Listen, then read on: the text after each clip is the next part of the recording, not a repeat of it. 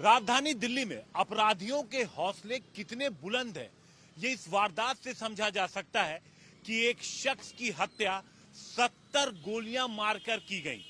जी हां, जहां पर हम मौजूद हैं ये दिल्ली का आया नगर इलाका है और इसी आया नगर इलाके में सुबह 6 बजे 30 नवंबर की सुबह 6 बजे 57 साल के रतन जी अपने घर से निकले थे, डेयरी की तरफ जा रहे थे जहां वो दूध निकालने का काम करते थे। और जब वो इस जगह पर पहुंचे जहां पर मैं मौजूद हूं, उनके घर से तकरीबन 1 किलोमीटर दूर ये जगह है, संडे बाजार कहते हैं आया नगर का इसको। और यहीं पर जब वो पहुंचे तो अचानक से तकरीबन 4 से 5 हमलावरों ने उन्हें घेर लिया और बाइक पे आए थे और एक नहीं बल्कि कुल 72 राउंड गोलियां चली यहां पर, जिनमें से 69 गोली यानी 69 तो गोलियां रतन जी को लगी।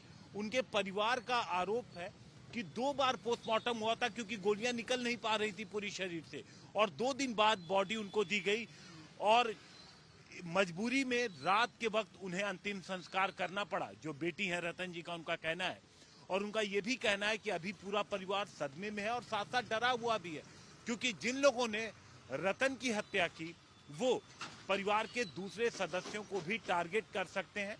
वारदात को 20 दिन हो गए हैं लेकिन अभी तक उनका कहना है कि कोई इस मामले में गिरफ्तारी नहीं हुई है। ये आरोप है फैमिली का। दरअसल रतन के बेटे दीपक पर आरोप लगा था अरुण नाम के एक शख्स के कत्ल का। उस कत्ल के आरोप में दीपक फिलहाल जेल में बंद है और परिवार वालों का आरोप है कि बदला लेने के लिए दीपक के पिता रतन की हत्या कर दी गई। लेकिन हत्या के लिए जिस तरीके से 70 गोलियां चलाई गई, ये अपने आप में चौंकाने वाला है और राजधानी दिल्ली की कानून व्यवस्था की सही तस्वीर ऐसा लग रहा है कि इन वारदातों से ही सामने आ रहा है, क्योंकि नॉर्थ ईस्ट दिल्ली में भी अभी 2 भाइयों की हत्या हुई थी और 40 से ज्यादा गोलियां वहां पर चलाई गई थी।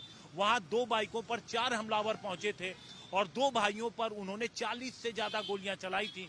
इससे ये बात समझ में आती है कि गन कल्चर कितना गहरा हो गया है राजधानी दिल्ली में, अवैध हथियार की पहुंच कितनी ज्यादा हो गई है राजधानी दिल्ली में। कैमरामैन शगुन भारद्वाज के साथ हिमांशु मिश्रा।